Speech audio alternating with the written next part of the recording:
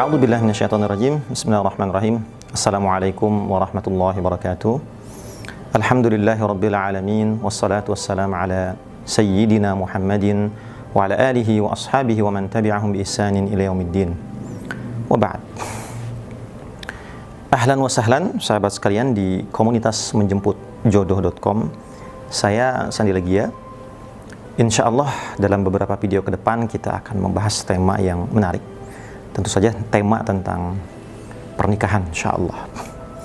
Kawan-kawan sekalian, saya sempat melihat sebuah kuesioner di medsos, dan di situ ada sebuah pertanyaan. Salah satu pertanyaannya adalah apa penyesalan terbesar? Dan kemudian banyak muda-mudi yang menjawab di komen, nikah muda, nikah muda, nikah muda, nikah muda. Ya memang dulu sempat ramai tema nikah muda ini digaungkan, motivasi-motivasi yang mendorong muda-mudi untuk segera menghalalkan hubungan. Akhirnya banyak pasangan muda yang menikah. Namun kemudian di kemudian hari bermunculan pasangan-pasangan muda-mudi yang usia pernikahannya tidak lama. Lantas mereka kemudian menyesali kenapa harus nikah muda.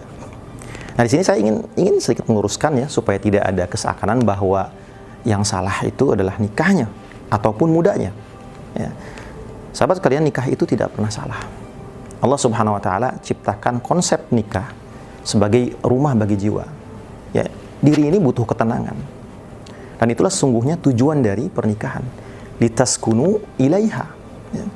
Supaya kamu cenderung dan merasa tentram padanya. Litaskunu ilaiha wa ja'ala bainakum mawaddah wa rahmah. Dan dijadikan di antara kamu rasa kasih dan rasa sayang. Jadi sekali lagi tidak mungkin yang salah karena nikahnya. Tapi memang mungkin ada yang salah dengan pernikahannya sendiri. Entah itu karena prosesnya, persiapannya, dan lain-lain. Sebagaimana misalkan kalau diumpamakan tujuan dari berobat itu pada dasarnya untuk kesembuhan. Kalau ternyata ada orang yang berobat malah nambah sakit, jangan lantas salahkan berobatnya. Karena mungkin bisa jadi yang salah itu resep obatnya, atau dosisnya, atau bahkan dokternya. Pun tidak jadi soal sebenarnya nikah muda atau tua. Masalah sebenarnya adalah boleh jadi karena ketergesa-gesanya itu, karena terburu-burunya itu. Jadi jangan menggunakan dalil agama pada waktu atau di tempat yang tidak pas. Jangan berpikir ketika Rasulullah SAW bersabda, ya ma'asyaras syabab, wahai sekalian pemuda.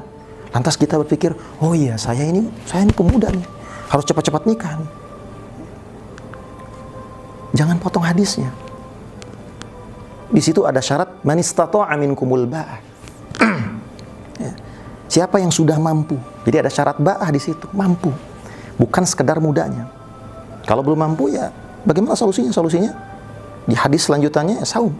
Itu salah satu solusinya. Kemudian banyak-banyak berdoa sama Allah Subhanahu wa taala supaya segera diberi kemampuan, diberi kelancaran, kemudahan untuk segera menikah. Jadi kawan-kawan sekalian, Allah Subhanahu wa taala ciptakan konsep nikah seumpama manusia menciptakan mobil baru. Yang namanya mobil baru, kalau mobil itu masih baru pastinya masih bagus. Mesin masih bagus, rem masih bagus, semua masih bagus. Gak mungkin orang nyiapin mobil untuk rusak, nyiptain mobil untuk rusak dalam sehari. Kalau ternyata saat dipakai tiba-tiba mogok, mesin nggak mau nyala, walaupun baru kemarin beli misalkan, memang pada akhirnya kita mau tidak mau tetap harus disadari bahwa pasti ada yang salah dengan mobilnya, walaupun baru. Entah itu mesinnya, bensinnya, atau apapun itu. Jadi harus sepakati dulu bahwa pasti ada yang ada yang salah. Allah Subhanahu wa taala menciptakan konsep pernikahan agar manusia hidup tentram, langgeng, dan syukur-syukur sampai jannah, sampai surga. Kalau ternyata baru nikah udah cerai, atau bahkan sebaliknya, sudah lama nikah, anak sudah banyak, malah kemudian cerai, sayang kan? Mau tidak mau harus kita sepakati, harus kita sepakati bahwa pasti ada kesalahan yang mungkin saja luput, kesalahan yang tidak disadari. Artinya kawan-kawan sekalian, nikah itu bukan hal yang harus kita persulit, Tapi juga bukan hal yang bisa digampang-gampangkan. Ada prosedurnya, ada tertibnya, ada SOP-nya.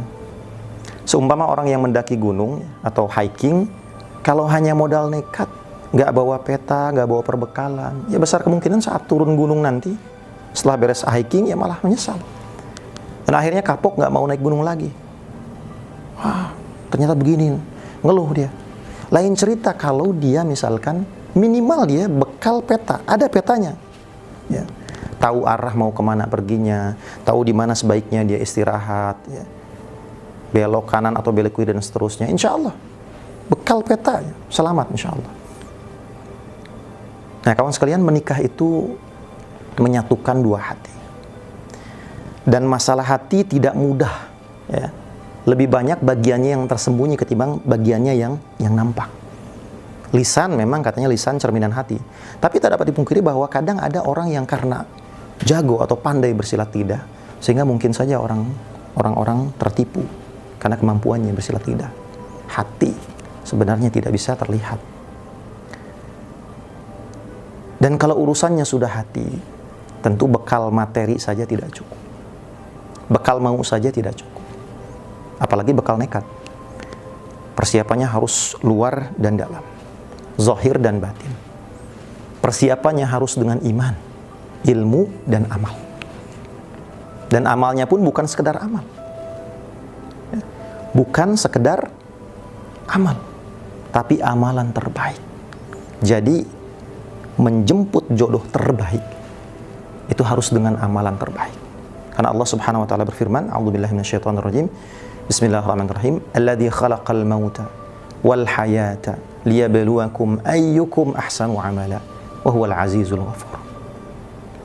Yang menciptakan atau yang menjadikan mati dan hidup, ya. Liyabluwakum, supaya dia menguji kamu, ayyukum ahsan, siapa di antara kamu yang ahsan, yang terbaik amalnya. Nah pertanyaannya, kenapa yang terbaik? Harus beramal yang terbaik. Bukan baik saja atau biasa saja, yang penting beramal, yang penting soleh. Karena kawan-kawan, musuh umat manusia ini terlatih untuk menyesatkan orang yang penting soleh, yang penting mengerjakan amal soleh. Iblis, ya, rajanya para setan, pernah hidup di tengah malaikat.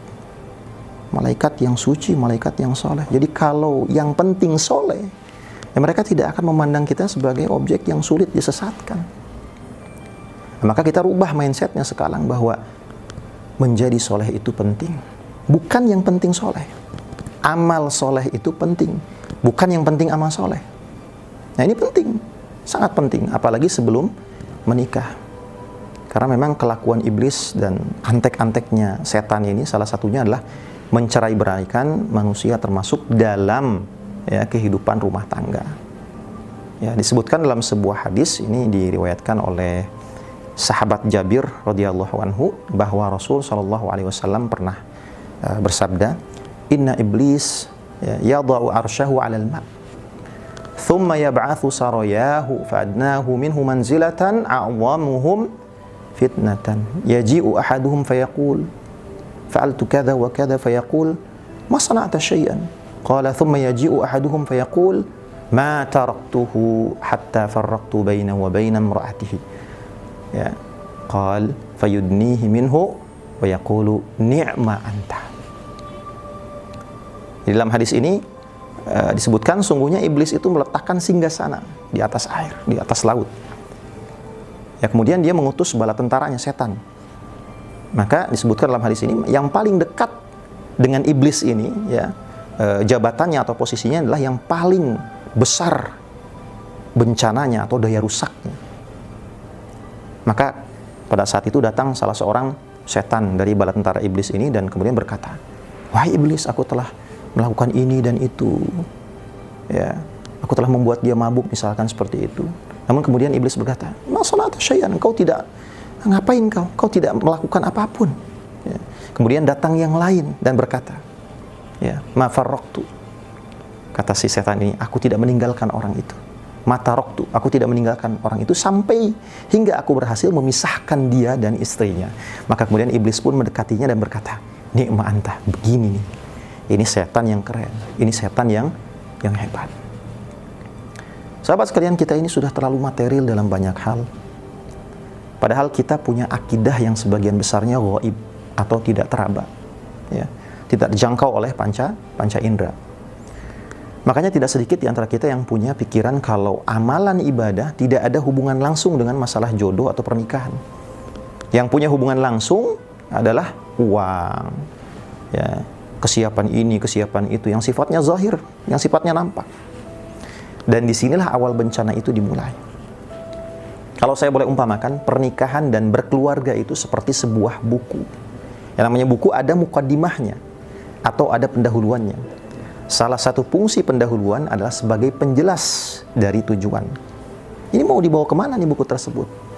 Nah, Allah Subhanahu wa Ta'ala menakdirkan kita sebagai umat Islam, ya, sebagai umat yang kemuliaan pernikahannya itu didahulukan oleh ketaatan agama, bukan didahulukan semangat kebendaan atau material.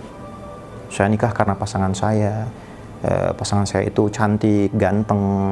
Saya nikah karena duit udah cukup, perbekalan udah cukup. Saya nikah karena ini dan itu.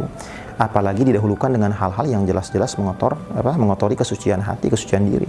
Zina dulu, berduaan dulu, saling pandang mata, ya, saling pandang yang belum halal, dan hal-hal yang seperti ini jelas kacau nantinya. Jadi kawan-kawan sekalian, komunitas ini, komunitas menjempuhjodoh.com, dari awal ingin menjelaskan bahwa nikah itu agar langgeng, bukan hanya fisiknya yang menyatu, ya, tapi hatinya. Dua hati itu bisa menyatu dengan ketaatan, dengan amalan terbaik. Kalau jodohnya ingin jadi yang terbaik. Dan sebetulnya ini bukan konsep baru. Ini konsep lama yang terlupakan. Sejatinya kita hanya meneruskan kembali apa yang sempat para nabi, para sahabat dan ulama amalkan.